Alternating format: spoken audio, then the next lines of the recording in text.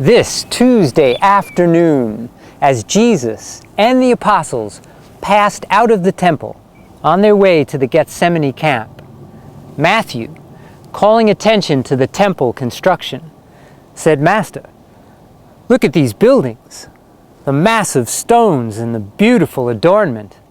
Can it be that these buildings are to be destroyed?" As they went on toward Olivet, Jesus said, "You see these stones and this massive temple.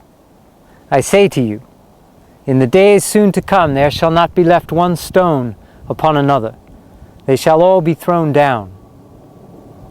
As they turned to leave the road leading on to Bethany, they observed the temple, glorified by the rays of the setting sun. While they tarried on the mount, they saw the lights of the city appear, and beheld the beauty of the illuminated temple. There, under the mellow light of the full moon, Jesus and the 12 sat down. Nathanael asked, "Master, how shall we know when these events will come to pass?" And Jesus answered, "Yes, I will tell you about the times when this people shall have filled up the cup of their iniquity, when justice shall swiftly descend upon this city of our fathers. I am about to leave you. I go to the Father. After I leave you, take heed that no man deceive you. For many will come as deliverers, and will lead many astray. When you hear of wars and rumors of wars, be not troubled. For though all these things will happen, the end of Jerusalem is not yet at hand. You should not be perturbed by famines or earthquakes, neither should you be concerned when you are delivered up to the civil authorities and are persecuted for the sake of the gospel. You will be thrown out of the synagogue and put in prison for my sake, and some of you will be killed. When you are brought up before governors and rulers, it shall be for a testimony of your faith, and to show your steadfastness in the gospel of the kingdom. When you stand before judges, be not anxious beforehand as to what you should say, for the Spirit will teach you in that very hour what you should answer your adversaries. In these days of travail, even your own kinsfolk, under the leadership of those who have rejected the Son of Man, will deliver you up to prison and death. For a time you may be hated by all men for my sake. But even in these persecutions, I will not forsake you. My Spirit will not desert you. Be patient. Doubt not that this gospel of the kingdom will triumph over all enemies and eventually be proclaimed to all nations." Jesus paused while he looked down upon the city. Then Andrew inquired, "But Master, if the holy city and the temple are to be destroyed, and if you are not here to direct us, when should we forsake Jerusalem?" And Jesus answered, "You may remain in the city after I have gone, even through these times of travail and bitter persecution. But when you finally see Jerusalem being encompassed by the Roman armies, after the revolt of the false prophets, then will you know that her desolation is at hand. Then must you flee to the mountains. Let none who are in the city and around about tarry to save aught, neither let those who are outside dare to enter therein.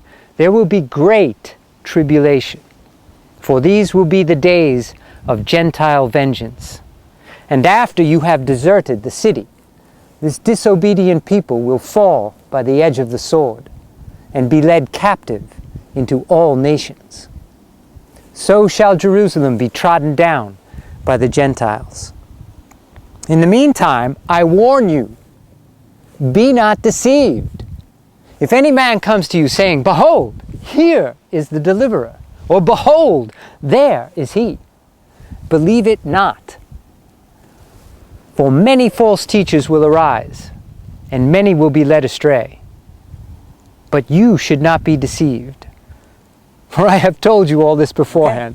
The apostles sat in silence in the moonlight for a considerable time while these astounding predictions of the Master sank into their bewildered minds. Then Peter said, "Master, we know that all things will pass away when the new heavens and the new earth appear. But how shall we know when you will return to bring all this about?" When Jesus heard this, he was thoughtful for some time, and then said, "You ever err, since you always try to attach the new teaching to the old. You are determined to misunderstand all my teaching. You insist on interpreting the gospel in accordance with your established beliefs.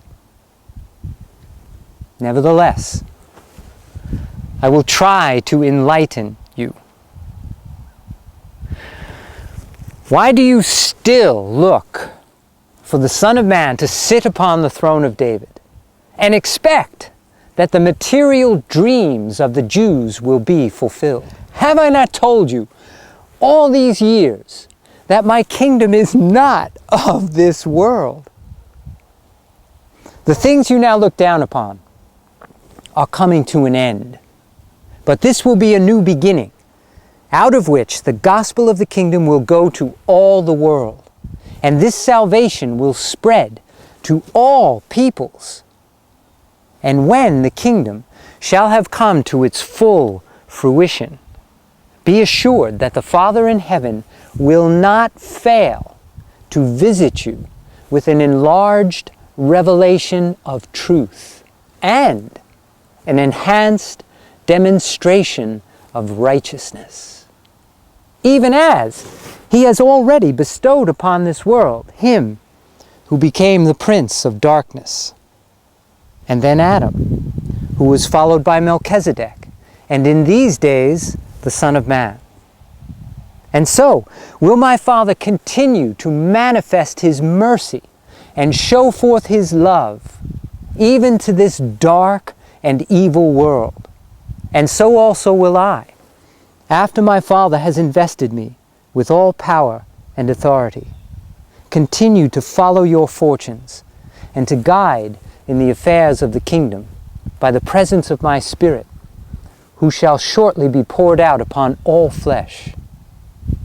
Even though I shall thus be present with you in spirit, I also promise that I will sometime return to this world, where I have lived this life in the flesh, and achieved the experience of simultaneously revealing God to man and leading man to God. Very soon must I leave you and take up the work the Father has entrusted to my hands. But be of good courage, for I will sometime return. In the meantime, my Spirit of the truth of a universe shall comfort and guide you. You behold me now in weakness and in the flesh, but when I return, it shall be with power and in the Spirit.